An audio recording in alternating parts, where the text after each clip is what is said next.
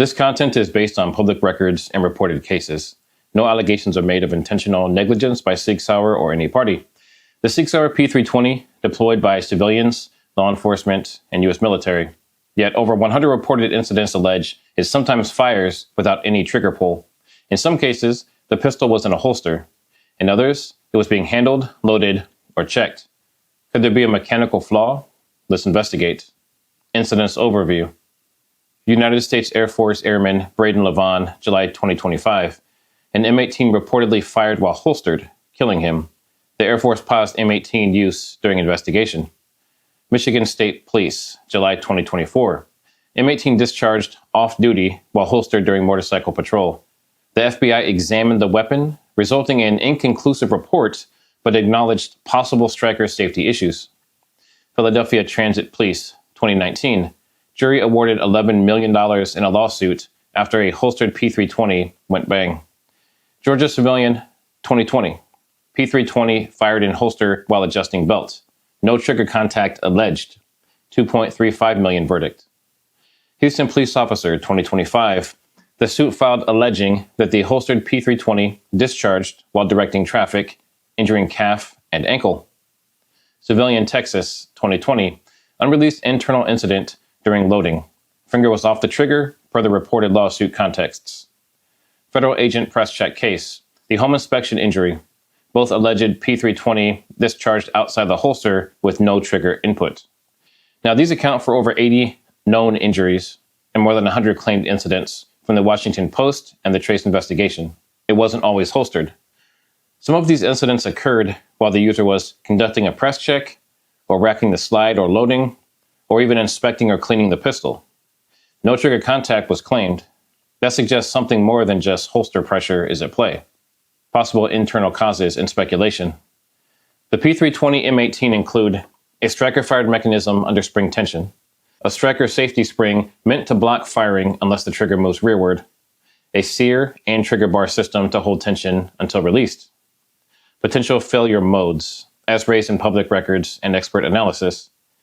A dislodged striker safety spring. The FBI noted that the spring shifted during dissection of the Michigan officer's gun, potentially disabling the final safety barrier. Incomplete sear engagement or intolerance stacking.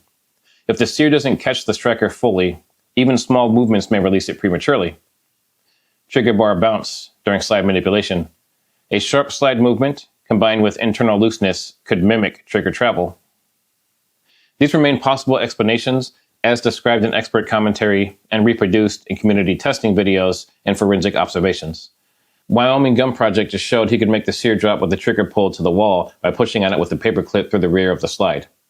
This should be tested on more firearms to see if it's common or not, but in that case, it still took trigger input. The 2A community needs to test for uncommanded discharges without trigger input. That is what is allegedly happening in these cases. Now let's start to try to replicate triggerless uncommanded discharges or UDs where the holster might also be contributing.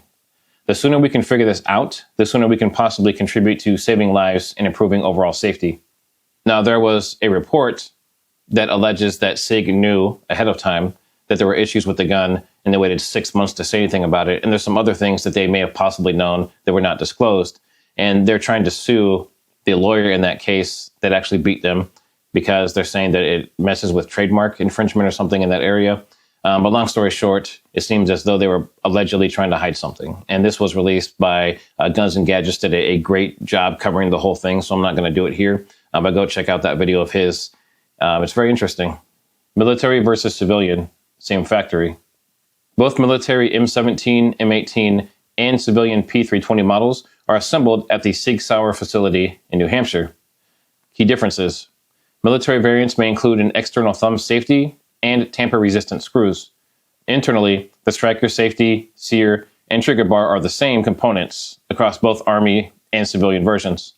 Now, of course, there are pre- and post-upgrade versions that do have some different parts. This implies that any inherent mechanical behavior could affect both model lines, civilian and government or military. So what about Glock or the P365 or other striker-fired guns? Have other guns had similar uncommanded discharges? Glock. Glock features 3 internal safeties: trigger safety, firing pin safety, and drop safety. Reddit commentary confirms that discharges without trigger input are considered negligent handling, not systematic faults.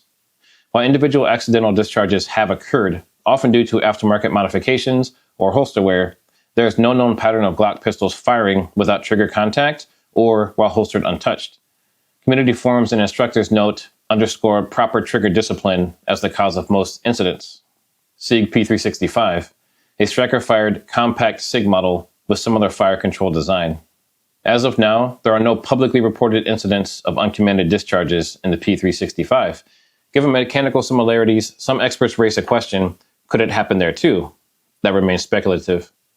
Now, we did some testing of striker-fired guns, as well as one hammer-fired one in my latest video, and we were able to make them all go off with the trigger to the wall and manipulating the slide, just like Guns and Gadgets showed 3 weeks ago, and like Wyoming Gun Project showed in his most recent viral video.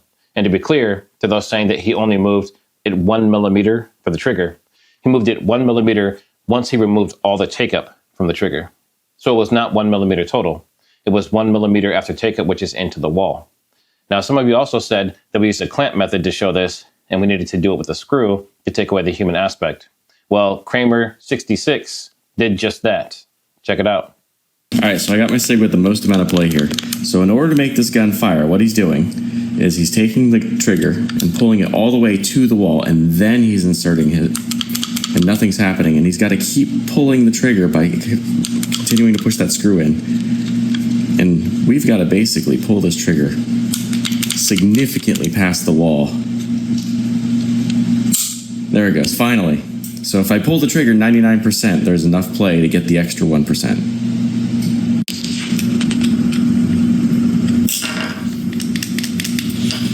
The Glock is a lot harder because it has so much play after the trigger. Wall. SIG Sauer response and legal context. SIG Sauer asserts that the P320 can only fire when the trigger is pulled, attributing incidents to user error. They state that they've been unable to replicate uncommanded discharge in controlled testing. The tests that Guns and Gadgets, Wyoming Gun Project, and our channel have shown are only with the trigger input as well. We're trying to see if we can make it happen without actual trigger pull or input. We have to source the proper firearms and holsters, though, to be able to do that. Yet, multiple lawsuits have resulted in injury verdicts against SIG. A key ICE officer's suit was reinstated by appellate court for expert testimony regarding design flaws. Agencies like ICE and the Air Force's Global Strike Command have paused P320 M18 usage, ordered inspections, and some have permanently banned its use. What you can do.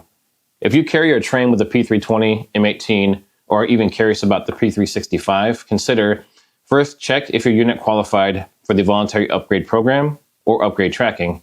SIG launched that in 2017 to lower drop fire risk. Stick to factory fire control groups. Avoid unproven aftermarket parts.